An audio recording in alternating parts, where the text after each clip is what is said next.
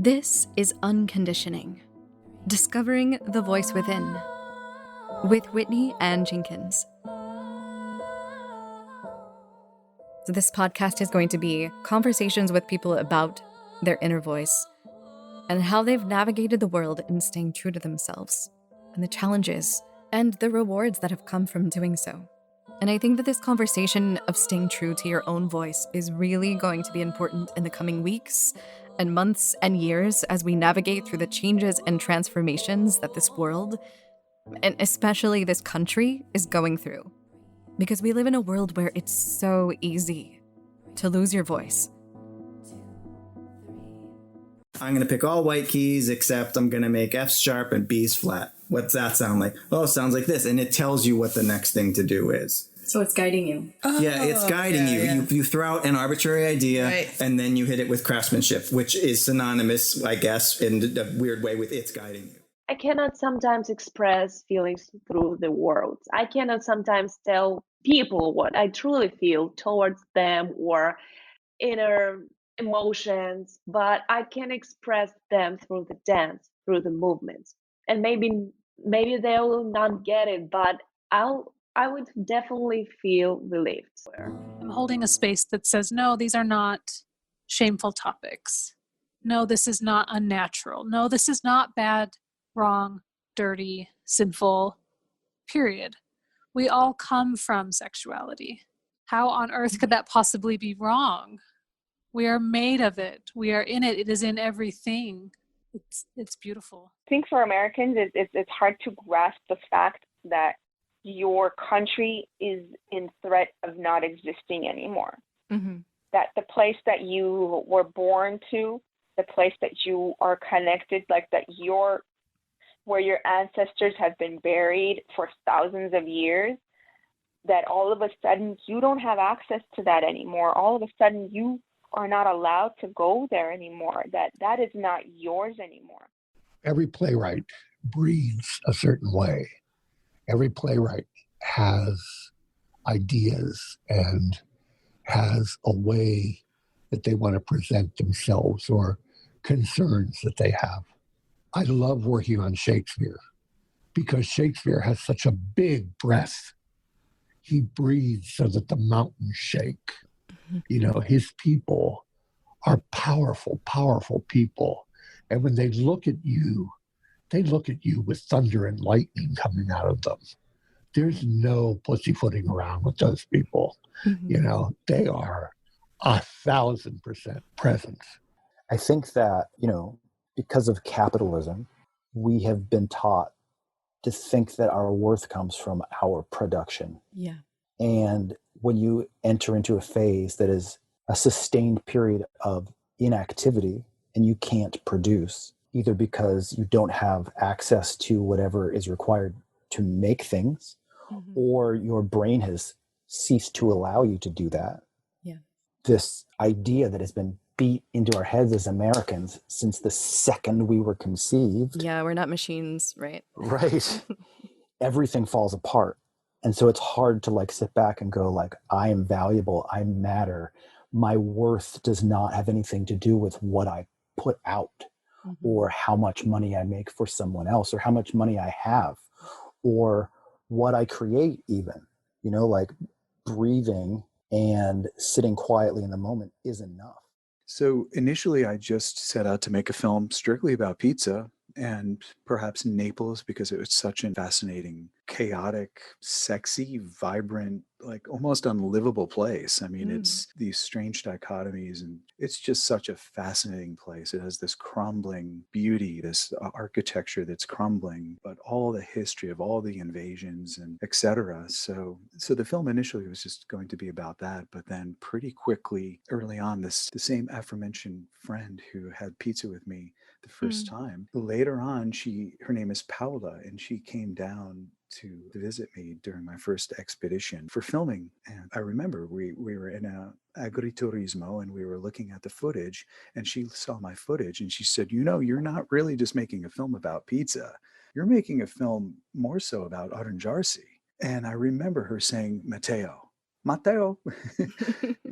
not just pizza. I think singing for me has always been sort of like my special gift. And I discovered my voice when I was a tween, and pretty much have been riding that wave in different forms my entire life because it came very natural. And, I studied and I took lessons and I practiced a lot, but I always had that thing that kind of came with, that was my special gift. Mm-hmm.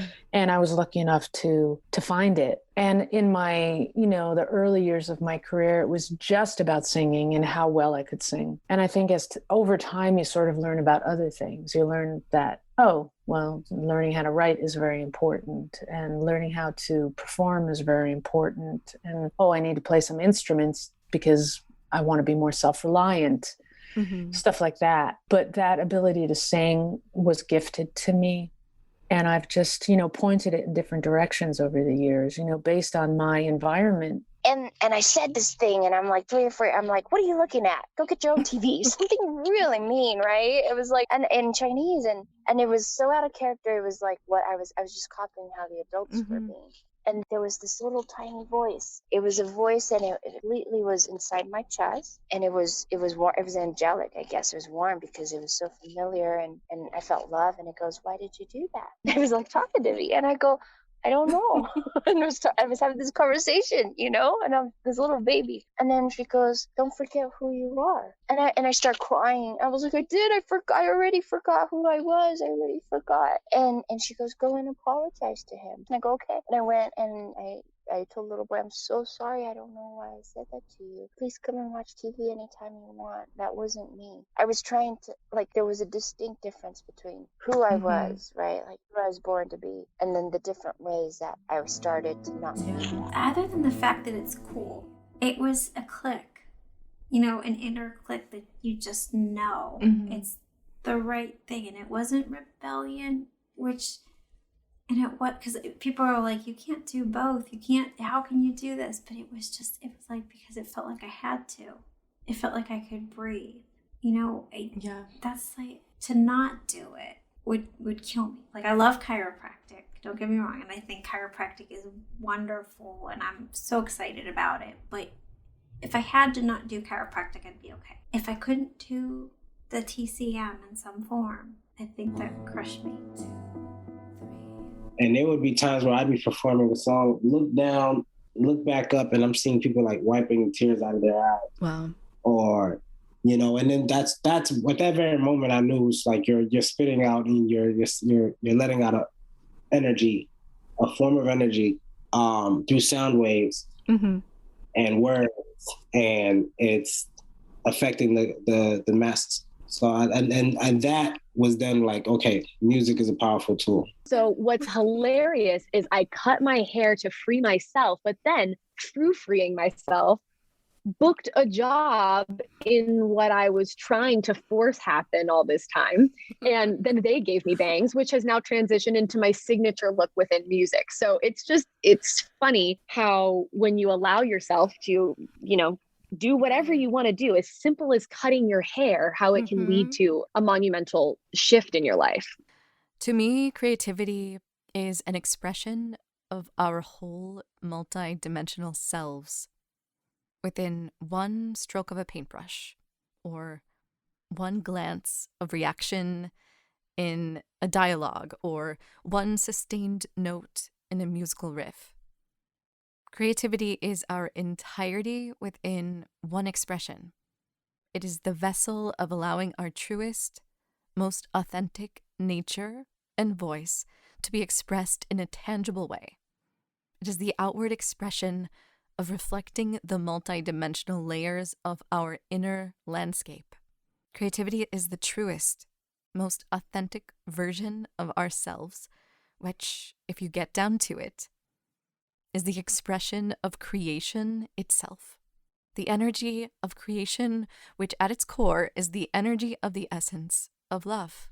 Because the thing about ADHD is your brain is overactive, you're constantly thinking, so there's so much creativity going on there, you don't know what to do with it, that it just blocks everything else that is coming your way and makes it seem less important because you're creating something important. You have a great idea in your mind, but nobody's letting you get it out there because they're worried about your grades. They're worried about you learning some theory that you're never going to use. Right. You know, and it's just, it puts so much unwanted stress when you be using your creativity and gear it towards something amazing and something that can help people, because when you really put your heart into something, it's going to work.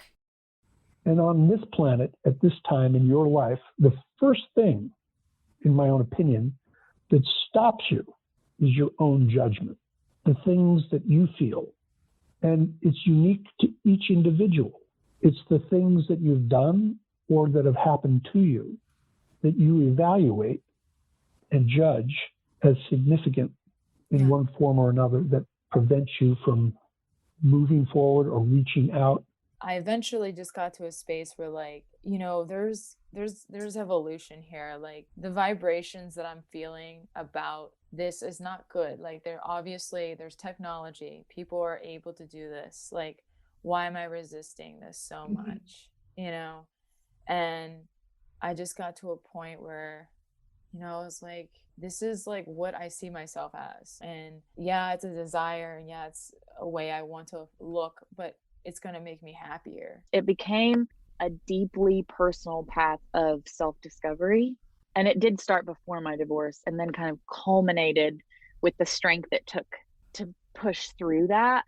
That was just God-given. Like, that wasn't me. You know, that was a season that our relationship had to endure, and I would do it again with all its grief and like mess, because I know now the other side. I usually am drawn to like feminist themes. I would say the Barbie show Life in Plastic was like strongly about body image and like how it can be damaged or upheld, and how like different things that can impact you and your body image as you develop as you're young. Joan of Arc, I think, was like very much inspired by this like story of like, you know, a woman who has to like let go of everything that like defines you as a woman in order to like lead men.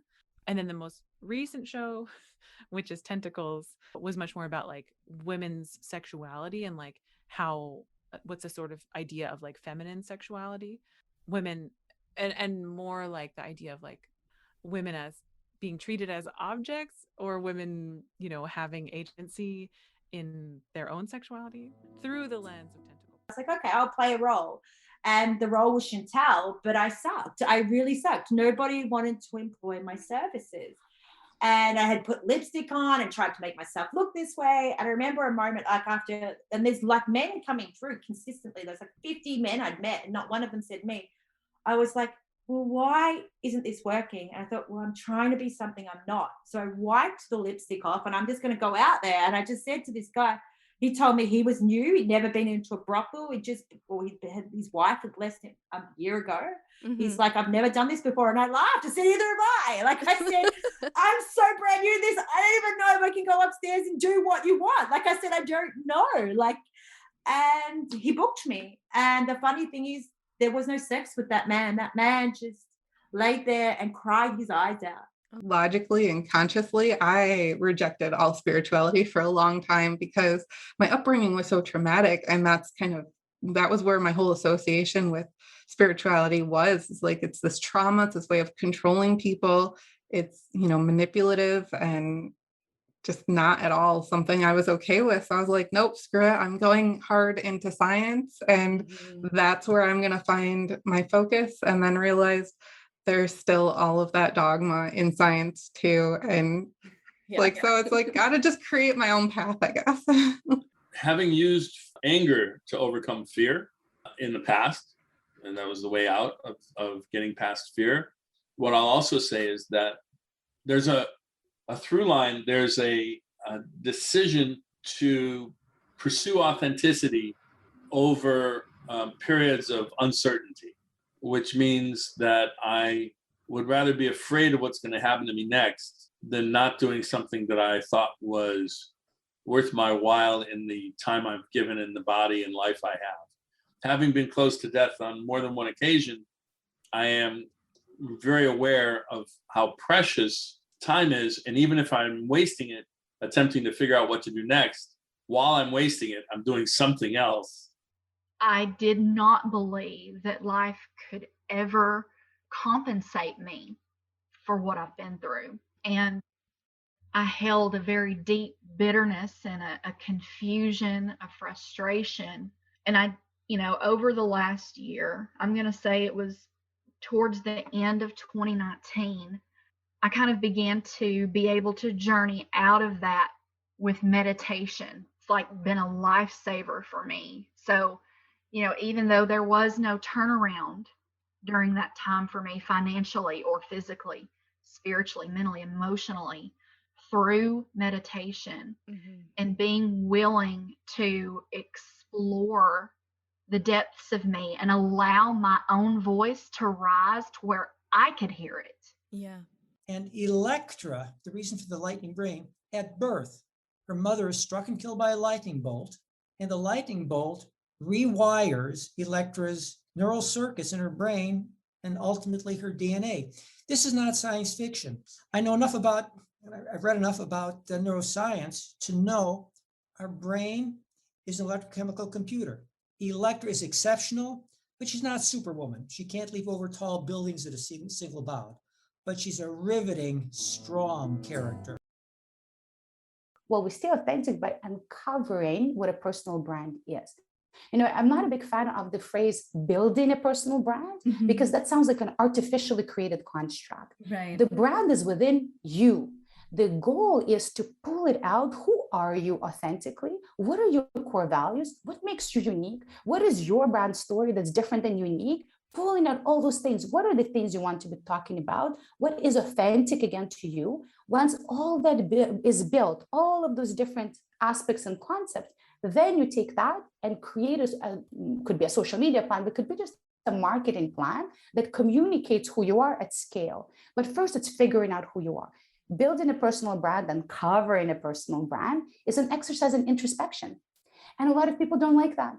It's so important, to have gone so many years without that in my life, and now to see the change where I do have that in my life. It is so important for us to have something that we're passionate about, that lights us up, that is something we can share with the world. And for so many that their career, their job does not do that for them. So even though someone might say that, well, my passion lights me up, but it's not important to the world, if it lights you up, it is important. Period. End of sentence. Because those are the type of people we need in the world. How different would our world be if everyone was focusing on what brought them joy and passion instead of just, making money or living a specific type of life that they were told to live. So I knew I wanted to work with entrepreneurs, and just so that they could have the courage and the confidence to show up and shine their light in the world. And the other crucial piece is understand that you are already divine consciousness. You're not becoming divine consciousness. You're not becoming more divine. You're already all that is. So the trick is not to try to get anywhere, but to unget. Right. Really, it's to stop trying to achieve this thing and really just settle into where you are.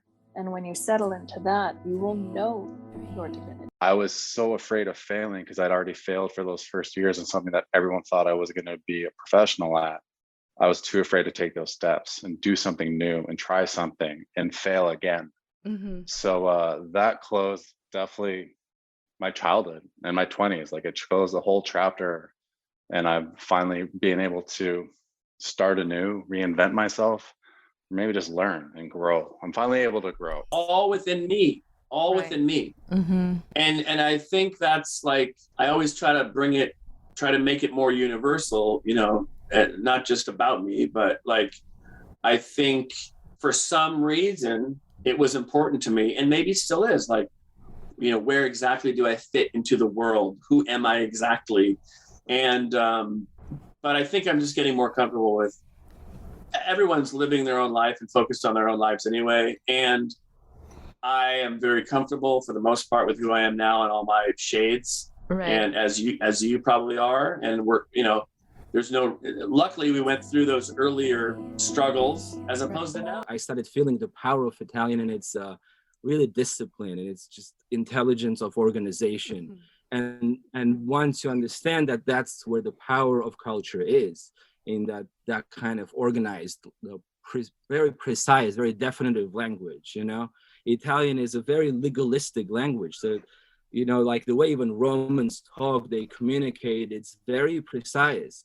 And that's there are a lot of misconceptions about Italian culture is that, right? It's very light, it's very chaotic, it's very eccentric, but in a way, that kind of eccentricity is the exhaust. Right. So whatever's happening, and that's why I watch the news these days, right? For a long time, I didn't watch the news, but now I want to know what triggers me, because then I can heal at a deeper level. So I will notice how I'm feeling about anything that's happening outside of me, because my part in that is how I feel, and I have control over how I feel. I can feel those feelings and I can let that energy pass through, because then I can be at peace with whatever happens around me. That nonviolent Jesus, that radical, that prophetic voice, that person who was in contact with his source in a way that was like, we can be human in a different way. We can be human in a new way. We can be human in a way that stands against empire and those forces that dehumanize. And we can hang out with like the people who are completely fucked up, right? Like, I thought growing up that you had to be like surrounded by all the people who had their shit together and had like blah, blah, blah.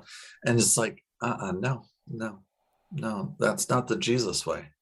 He was with the prostitutes and the tax collectors and anybody who had an openness. The table is open. I'm going to get to the bottom of that and see what's underneath that anger, because there's always something underneath it, right? Sadness, hurt, whatever, and be able to understand these emotions that come up. And I think that's the emotional tolerance we get to work with men on. And it doesn't happen overnight, but it's a trust and a timing that starts to happen. There's an initiation we get to kind of eventually take them through, because I think in society today, men's initiations are missing. There's something that we haven't gotten. Nobody told us how now you're coming to be from a boy to a man. Right. Judaism kind of has it, but there's really something special when we can go through our hero's journey, so to speak, and really understand what our role is. Because what we're seeing in leadership today in the world and in this country and in these corporations and government is not what leadership is supposed to be. And I just laid down and took a quick little nap, and I was awakened by the feeling of somebody hugging me. And I rolled over, and standing in front of me was my grandmother. And I was asleep, but I was aware I was asleep. So it was a lucid dream. And she didn't talk. She just looked at me with this knowing look. And then I heard the words, "Get to work." And it was so strong. And I felt it almost as though she was putting her arms on my shoulders and squeezing me, like, get to work now. More importantly, just see how it fits for you as an individual in this moment in time with the sort of life you're living.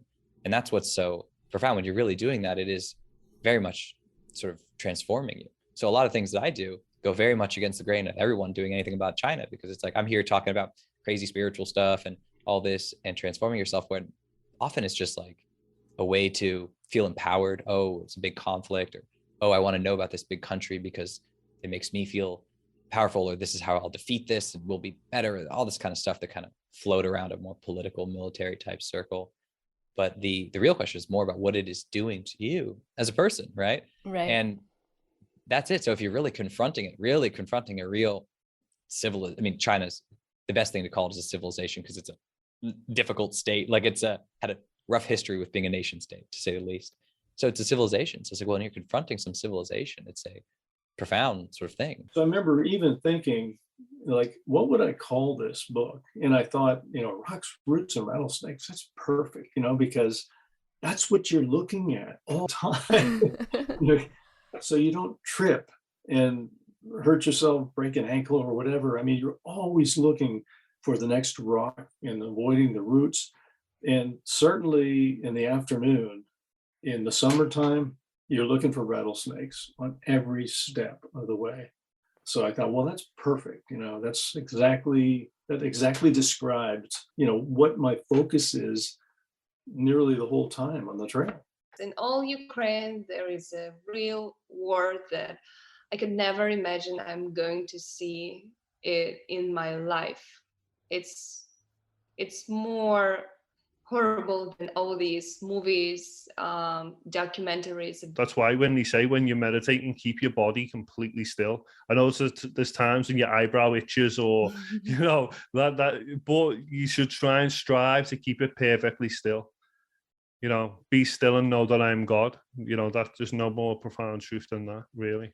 And that's, like you said, the inner voice. It's not even as if, at times, yeah, it may manifest as if like it uses thoughts to communicate to you, but really that inner intelligence, it doesn't use words. That stillness speaks to you in a very different way. Yeah. You know, you just know things without knowing how you know, you know, and that's just another profound thing that I've realized. And also in a way that feels authentic, because when it's coming from your body and when you have a certain type of energy behind, you know, that you're moving in your body, then that the ways in which you can reach people or people can feel what it is that you're feeling. You know that as a performer, you go out there and you swing for the fences, right? Mm-hmm. You don't take that shallow bunt just to get on base. You want to perform the best you can possibly do, regardless of how you feel that day. You know, the old performer's adage, the show must go on. I totally live by that, which is I've done total presentations sick as a dog, and they didn't know it, you know, because show must go on. Okay. Why? Because that's part of my core brand identity. In relation to soul loss, you know, you can always go through shamanic rituals to address soul loss, right?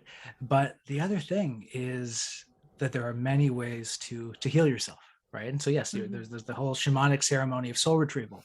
That is one way in. But at the same time, things like, you know, psychotherapy, lifestyle changes, dealing with all these things, and even conventional Western culture type ways has that effect as well, because you're just, you know, you're healing your soul, healing your psyche, and making things prepared for regaining your whole self. Where we were like, no, I don't accept that outcome. And we pushed and we got it. Everybody has something like, and that's the formula. That's how you got to get it. But you got to recognize that, because when the door slams, it's going to hurt. That door slamming on your face hurts. I saw that it was like, man, this is the dream. This is who I am. And this is something that I can do for a living. So I put like all my efforts in doing that. It's not the talent that's my gift. It's the voice that's my gift. So what am I going to do with that gift? I don't need to use it to sing, but I can use it to do something else. And then when I self-realized that I had all these amazing genius zones that I could do with ease and grace, when I could merge that together and overlay my natural state of being, my gifts, my talents, my value system, what I stood for, I was able to solve a problem. And I think that when I got to that point, then I was ready to let go of one of my mentors, which was the philosopher, because I then could see the trajectory of my life. I knew that coaching was where I was going to be, because that was my strength, that was my love, and you know, and working one-on-one with humans is where my genius zone is. That's what I thrive, and so I pursued that. The astrology chart to me is the map of who you are. That if you are so one with the universe and one with the planets, then it would have its stamp on you. And the astrology chart is the human's way of trying to put into graphical terms what that stamp is. When you come into this world, you are born at a time that will never be repeated. All of the stuff out there will never be in that place again. Similar to, you never put your foot in the same river. It's always changing because the water is always flowing. So that map, that chart, is a graphical way of trying to explain it. And I love seeing people do that. And, you know, living up to your potential, it doesn't mean you have to go cure cancer. You could just mentor some kids, or be a good mom, or help a friend in need, or take care of a sick relative, or whatever it is. It doesn't have to be something that changes the entire world. It could just change one person, and that's enough. And it was so magical and amazing. And it was, I think, the first time I ever felt the feeling of like, it feels like there's golden or white energy bouncing around the room by the end of the day, because of the shift, because of how much fun I was having. And that's the feeling of doing your soul work and the transformation. So it's the voice of wisdom. It's the universal language. And that's why you support arts. And that's why you're not playing. I talked about the plumber first. Nobody donates $1 million to a plumber, but they donate $1 million to a museum, and they don't know why. And see, this is our job. So, because I talked to a person that made a museum for $80 million, and I said, why did you do that? He couldn't tell me. He said, oh, this was such a great period. I need to promote that period. Like very system.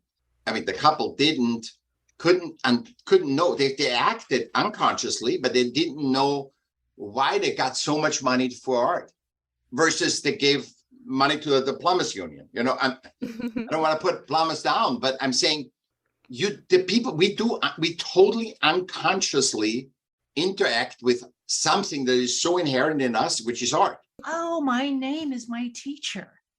Because I was not a joyful person. I mean, I changed the spelling from J-O-Y to J-O-I-E in my high school French class because it was just too much pressure to have the name J-O-Y. I couldn't relate to it. I felt like a phony.